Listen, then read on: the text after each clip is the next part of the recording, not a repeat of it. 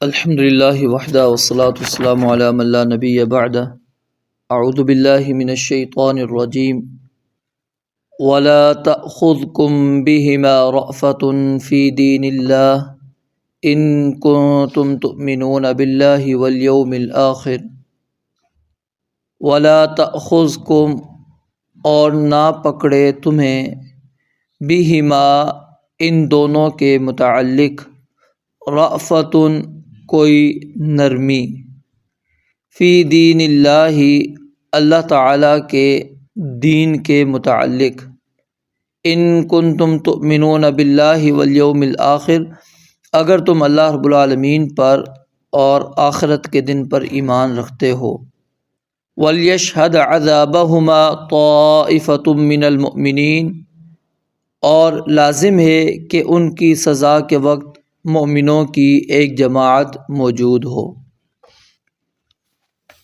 آیت کے اس ٹکڑے کے اندر اللہ رب العالمین نے دو باتیں بیان فرمائی ہے۔ پہلی بات یہ بیان فرمائی کہ وَلَا تَأْخُذْكُمْ بِهِمَا رَأْفَةٌ فِي دِينِ اللَّهِ کہ تم اللہ تعالیٰ کے دین کے اندر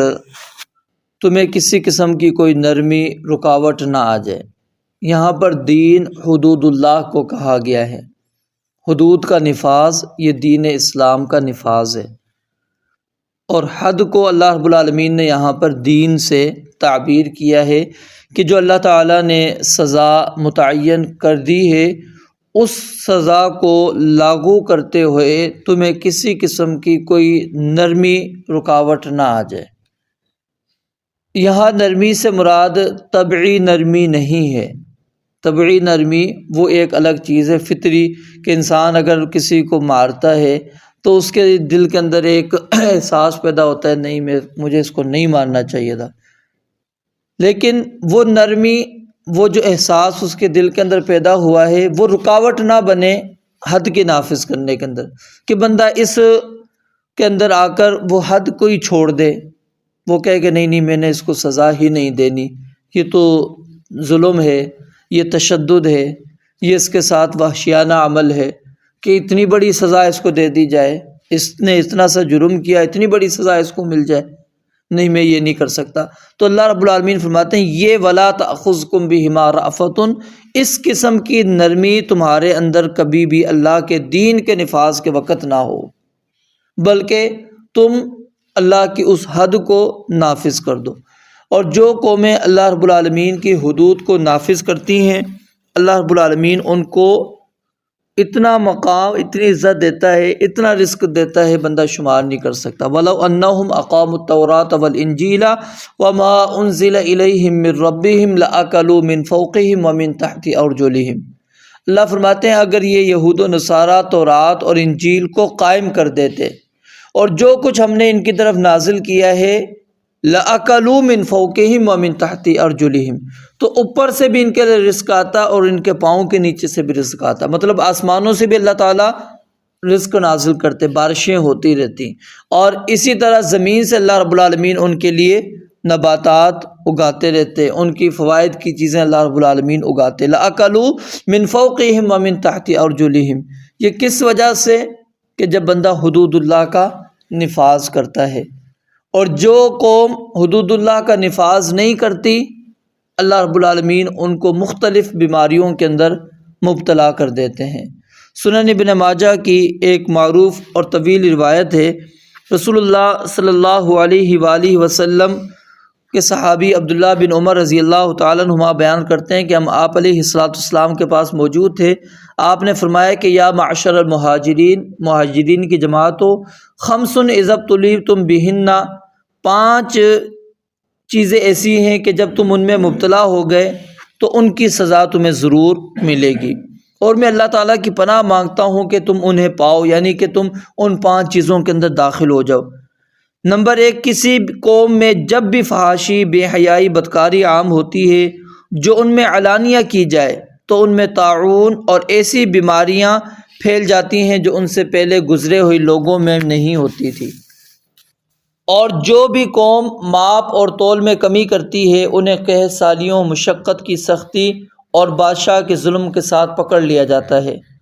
اور کوئی بھی قوم اپنے مالوں کی زکوٰۃ دینا چھوڑ دیتی ہے تو ان کے لیے آسمان سے بارش روک لی جاتی ہے، اور اگر چوپائے نہ ہو تو بارش سرے سے ہو ہی نہ۔ اور جب کوئی قوم اللہ اور اس کے رسول علیہ السلام کا عہد وعدہ توڑتی ہے تو ان پر دوسری قوموں میں سے دشمن مسلط کر دیے جاتے ہیں جو ان کے قبضے سے کئی چیزیں چھین لیتے ہیں، اور جن کے امراء اللہ تعالیٰ کی کتاب کے مطابق فیصلہ نہیں کرتے اور جو اللہ تعالیٰ نے اتارا ہے اسے اختیار نہیں کرتے تو اللہ تعالیٰ ان کی لڑائی آپس میں ڈال دیتا ہے۔ یہ سزائیں کس صورت کے اندر ہے؟ جب بندہ حدود اللہ کا نفاذ نہیں کر رہا، حدود اللہ کو معطل کر رہا ہے، تو ایسی بیماریاں اللہ کے نبی علیہ الصلوۃ والسلام نے فرمایا کہ ہم مبتلا کر دیتے ہیں کہ جو ان سے پہلے لوگوں میں نہیں گزری۔ اب کتنی ساری بیماریاں ہیں، ڈاکٹرز کہتے ہیں کہ ہم نے کبھی اس بیماریوں کے متعلق پڑھا نہیں، کبھی ہم نے سنا نہیں۔ اس کی ایک موٹی سی مثال آپ کرونا کی لے لیجئے، کسی کو نہیں پتہ لگ رہا تھا کیا بیماری ہمارے اندر آ گئی ہے، کیا مرض ہے، کیسے لگتا ہے، کیسے ختم ہوگا، کچھ نہیں پتہ تھا۔ تو یہ کیا ہیں؟ یہ بیماریاں ایسی، اس قسم کی بیماریاں، ایسے نام۔ اب کوئی بھی بیماری آتی ہے نیا نام ہمارے سامنے آیا ہوا ہوتا ہے، جب بھی کوئی موسم تبدیل ہوتا ہے آپ کے سامنے ایک نئی بیماری کا نام آیا ہوا ہوتا ہے۔ اب یہ کیا ہے؟ یہ اللہ رب العالمین کی طرف سے عذاب الہی کی صورتیں ہیں کہ ایسی بیماریوں میں تمہیں مبتلا کر دیا جائے گا جو تم سے پہلے لوگوں پر نہیں تھی۔ اور وجہ کیا ہے؟ کہ وہ اللہ تعالیٰ کی حدود کو نفاذ نہیں کریں گے۔ قوموں کے اندر فحاشی ہے، قوموں کے اندر ناپ تول کے اندر کمی ہے، قوموں کے اندر جو ہے اللہ رب العالمین کے احکامات کا نفاذ نہیں ہے۔ یعنی یہ ساری چیزیں اگر ملائی جائیں، ان پانچوں چیزوں کو، ان کا خلاصہ یہی بنتا ہے کہ دین اسلام کا نفاذ نہیں ہو رہا، جس کی وجہ سے نبی علیہ الصلوۃ والسلام نے فرمایا میں تو اللہ کی پناہ مانگتا ہوں کہ تم ان چیزوں کو پالو، اور اللہ رب العالمین یہ سزائیں ضرور ان کی دیتا ہے انسان کو، تو ہمیں اس کے اوپر غور کرنا چاہیے۔ اور اسی طرح دین کے یعنی حدود اللہ کے نفاذ کے اندر آپ کسی قسم کی کوئی سفارش نہیں کر سکتے۔ حد کے متعلق یہ اصول یاد رکھ لیں، جو آپس کا معاملہ ہوتا ہے، جیسے مثال کے طور پر چوری ہے، تو آپ قاضی کے پاس جانے سے پہلے اپنے اس جرم کو معاف کروا بھی سکتے ہیں اور اگلا بندہ معاف کر بھی سکتا ہے۔ کیا آپ اس کو کہیں ٹھیک ہے میں نے آپ کا مال چوری کیا تھا، آپ مجھے معاف کر دیں، یہ میں نے آپ کو واپس دے دیتا ہوں۔ لیکن جب معاملہ قاضی کے پاس چلا جائے گا، حاکم کے پاس چلا جائے گا، تو پھر وہاں پر جانے کے بعد اب معافی کا کوئی اختیار نہیں ہے، نہ قاضی معاف کر سکتا ہے، اب نہ ہی وہاں پر فیصلہ جب آپ قاضی کے پاس لے کر چلے گئے ہیں، اب وہاں پر جا کر آپ کہیں کہ جی فیصلہ ہو گیا، اور اس کے بعد آپ کہتے ہیں نہیں میں اس کو معاف کر دیتا ہوں، آپ اس کا ہاتھ نہ کاٹیں، نہیں، اب وہاں پر حدود اللہ کا نفاذ ہو جائے گا۔ تو اس لیے نبی علیہ الصلوۃ والسلام نے فرمایا تعافوا الحدود فیما بینکم، جو حدود ہے نا وہ آپس میں ایک دوسرے کو معاف کر دیا کرو۔ فما بلغنی من حد فقد وجب، جو مجھ تک پہنچے گی وہ تو پھر واجب ہو گئی ہے، اس کے اندر پھر رخصت نہیں ملے گی، پھر وہاں پر آنے کے بعد تم کہو کہ میں نے اب اس کو معاف کر دیا، نہیں۔ ایک صحابی اسی طرح وہ سوئے ہوئے تھے، کوئی شخص آیا، اس کی چادر وہ سر سے نکالی اور چوری کر کے بھاگ گیا، تو وہ اس کے پیچھے دوڑتا اور اس کو پکڑ کے نبی علیہ الصلوۃ والسلام کے پاس لے کر آ گیا اور کہا کہ اس نے میری چادر چوری کر لی۔ اور آپ نے جب اس کی قیمت دیکھی، قیمت پہنچ رہی تھی اس کو جو ہاتھ کاٹنے کی حد کے نفاذ پر ہوتی ہے، تو جب نبی علیہ الصلوۃ والسلام نے حکم جاری کیا تو اس نے کہا کہ میں اس کو معاف کر دیتا ہوں، آپ اتنی سی چیز کے اوپر اس کا ہاتھ کاٹ رہے ہیں۔ نبی علیہ السلام نے فرمایا معاف کرنا تھا تو میرے پاس آنے سے پہلے معاف کرنا تھا، اب جب تم قاضی کے پاس آ گئے ہو، اب تو قاضی نے اب فیصلہ دینا ہے اور اس نے حد کو نافذ کرنا ہے۔ تو یعنی شرعی حدود کے اندر یہ چیز ہوتی ہے، جب آپس میں ہیں معاملات طے کر لے، جب قاضی کے پاس چلا جائے اب وہاں پر پھر اختیار نہیں آپ کا چلے گا، پھر وہاں پر شریعت اسلامیہ چلے گی۔ فلا ولا تأخذکم بہما رأفۃ فی دین اللہ، اب اللہ کے دین کے نفاذ کے اندر کسی قسم کی اب کوئی وہ نرمی رکاوٹ نہ ہے، کیونکہ یہ نرمی کی وجہ سے بندہ کہتا ہے نا چلو اب اس کا تم ہاتھ کاٹو گے، یہ تو اب اس کی وجہ سے پوری زندگی اب اس ہاتھ سے محروم ہو جائے گا، چلو چھوڑ دیتے ہیں، نہیں، یہ قاضی کے پاس آنے سے پہلے۔ اور اسی طرح رسول اللہ صلی اللہ علیہ وسلم کے زمانے کے اندر ایک عورت تھی، فاطمہ نامی، مخزوم قبیلے کے ساتھ اس کا تعلق تھا، اس نے چوری کر لی۔ اب یہ عرب کے اندر ایک معروف قبیلہ تھا، ان کی ایک عزت تھی، ان کا ایک مقام تھا۔ اب انہوں نے سوچا کہ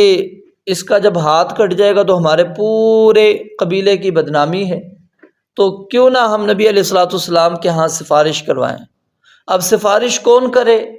تلاش کرتے ہیں تو ان کو نظر آتا ہے کہ اسامہ بن زید رضی اللہ تعالیٰ عنہ نبی علیہ الصلوۃ والسلام کے، یعنی زید جو بن ثابت تھے نبی علیہ الصلوۃ والسلام نے جن کو اپنا بیٹا بنایا تھا، منہ بولا بیٹا، ان کے بیٹے تھے اسامہ۔ تو نبی علیہ الصلوۃ والسلام ان سے اسی طرح محبت کرتے تھے جس طرح حسن و حسین رضی اللہ تعالیٰ عنہ سے بہت محبت کیا کرتے تھے، سیدنا اسامہ بن زید رضی اللہ تعالیٰ عنہ سے۔ تو انہوں نے جب سارا دیکھا کہ انہوں نے کہا کہ یہی ایک شخص ہے کہ جس کی محبت میں نبی علیہ الصلوۃ والسلام مان جائیں گے بات، اور انہوں نے بطور چارہ سیدنا اسامہ بن زید رضی اللہ تعالیٰ عنہ کو پیش کیا۔ اب اسامہ بن زید چھوٹے بچے تھے، ان کو تو علم نہیں تھا کہ یہ بات مجھے نبی علیہ السلام تک لے کر جانی چاہیے یا نہیں۔ انہوں نے اس طرح بات کی، انہوں نے کہا جاؤ کہو نبی علیہ الصلوۃ والسلام کو آپ کو کچھ اور چاہیے، جو کہیں گے ہم دینے کے لیے تیار ہیں، اس سے ڈبل قیمت جو مانگیں گے ہم دے دیں گے، بس ہاتھ نہ کاٹیں، ہاتھ نہ کاٹیں، جو مانگتے ہیں ہم دے دیں گے۔ وہ گئے نبی علیہ الصلوۃ والسلام کے سامنے، کہا کہ اس طرح وہ آئے قبیلے والے اور یہ بات کرنے۔ آپ نے کیا فرمایا؟ اتشفع فی حد من حدود اللہ، کیا تو اللہ کی حدوں میں سے ایک حد کے اندر آ کر سفارشی بنتا ہے کہ اب اللہ کی حد یہاں پر نافذ ہونی ہے، اس نے چوری کی ہے، چوری کا ثبوت اس کے اوپر ہو چکا ہے اور وہ اس قیمت کو پہنچ رہی ہے جس میں اس کا ہاتھ کٹے گا، تو آ کے سفارشی بنتا ہے۔ اور پھر آپ علیہ الصلوۃ والسلام کھڑے ہو گئے اور آپ نے اس موقع پر خطبہ دیا اور کہا لوگوں تم سے پہلے جو ہلاک ہوئے تھے، لوگ تباہ ہوئے تھے، گمراہ ہوئے تھے، ان کی گمراہی کا ایک سبب یہی تھا کہ جب ان میں کوئی معزز شخص چوری کرتا تھا تو وہ اس کو چھوڑ دیتے تھے، اور جب کوئی ضعیف کمزور بندہ چوری کرتا تو لا کر کتاب کھول دیتے، اس کے سامنے کہتے اس کے اندر یہ حد موجود ہے، اس کے اوپر حد نافذ کر دیتے۔ اور پھر نبی علیہ السلام نے قسم کھا کر یہ بات بیان فرمائی، لو ان فاطمہ بنت محمد سرقت، اگر اس کی جگہ پر میری بیٹی فاطمہ بھی ہوتی، وہ چوری کرتی، لقطع محمد یدہا صلی اللہ علیہ وسلم، تو محمد الرسول اللہ صلی اللہ علیہ وسلم اس کا ہاتھ بھی کاٹ دیتے۔ یعنی آپ حدود اللہ کے نفاذ کے اندر نبی علیہ الصلوۃ والسلام کے اندر کوئی نرمی نہیں تھی، آپ نے سفارش کو قبول نہیں کیا، کیونکہ اب معاملہ کیا ہے؟ قاضی کے پاس آ گیا۔ تو اس لیے قاضی کے پاس جب معاملہ چلا جائے، عدالت میں جب معاملہ چلا جائے تو وہاں پر پھر معافی نہیں ہوتی، پھر وہاں پر حد کا نفاذ ہوتا ہے۔ جب جرم ثابت ہو جائے گا اور جو پھر شریعت اسلامیہ نے بیان کی ہے اس حد کو پھر نافذ کیا جائے گا، اس کے اندر پھر کسی قسم کی نرمی نہیں برتی جائے گی۔ اور آگے فرمایا وَلْيَشْهَدْ عَذَابَهُمَا طَائِفَةٌ مِّنَ الْمُؤْمِنِينَ، اور جب ان کے اوپر حد کا نفاذ ہو تو ایک مومنوں کی جماعت موجود ہونی چاہیے، کیونکہ اللہ کی حدود کے دو مقاصد ہیں۔ ایک مقصد کیا ہے؟ مجرم کو اس کے جرم کی سزا مل جائے تاکہ وہ آئندہ جرم نہ کرے، اس کو پتہ ہے یہ جرم میں نے کیا، مجھے یہ سزا ملے گی۔ اور دوسرا یہ ہے کہ وہ اس کے لیے بھی اور لوگوں کے لیے بھی عبرت کا باعث بن جائے، وہ گناہ جس پر سزا ملی ہے وہ اس کے لیے بھی سزا عبرت کا باعث ہو اور لوگوں کے لیے بھی عبرت کا باعث ہو۔ اور یہاں پر عذابہما طائفۃ من المؤمنین سے ایک بات یہ بھی ثابت ہوتی ہے کہ مومنین کی جو ایک جماعت جب حاضر ہوگی، موجود ہوگی، تو اس وقت کم از کم یہ احساس انسان کے دل سے نکل جائے گا کہ میں اب حد کو معطل کر دوں، کیونکہ جب آپ کے سامنے 100 بندہ کھڑا ہوا ہے، ان کے سامنے جرم ثابت ہوا ہے، اگر آپ اس وقت چھوڑیں گے تو پھر کیا ہوگا؟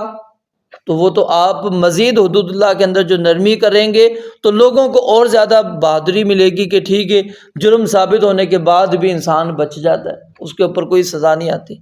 تو اس لیے ایمان والوں کی جماعت، مومن اللہ نے شرط اس لیے ذکر کی کیونکہ مومنین کے اندر اللہ کا ڈر ہوتا ہے، خوف ہوتا ہے، وہ واقعی دین اسلام کو نفاذ کرنے والے ہوتے ہیں۔ تو یہاں پر مومن کی جماعت مراد ہے اور دوسری جماعت نہیں ہے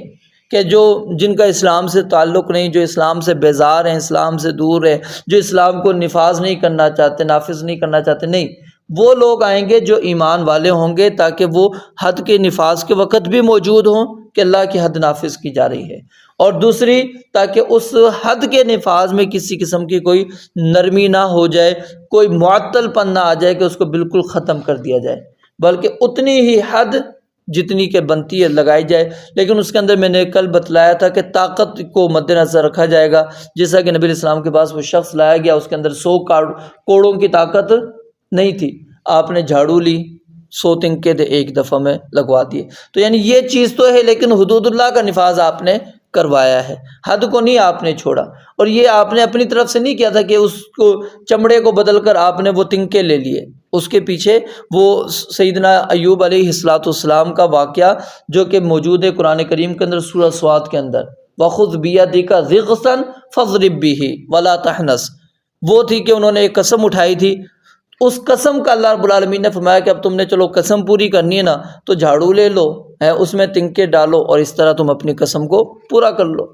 تو یہ اللہ رب العالمین نے وہاں پر ایک ہمارے لیے یعنی نمونہ دیا ہوا تھا. اسی نمونے سے رسول اللہ صلی اللہ علیہ وسلم نے اس چیز کو اخذ کیا اور اللہ رب العالمین نے ظاہر ہے آپ نے وہ کام کیا اور اس کے اوپر کوئی نکیر اللہ کی طرف سے نہیں آئی.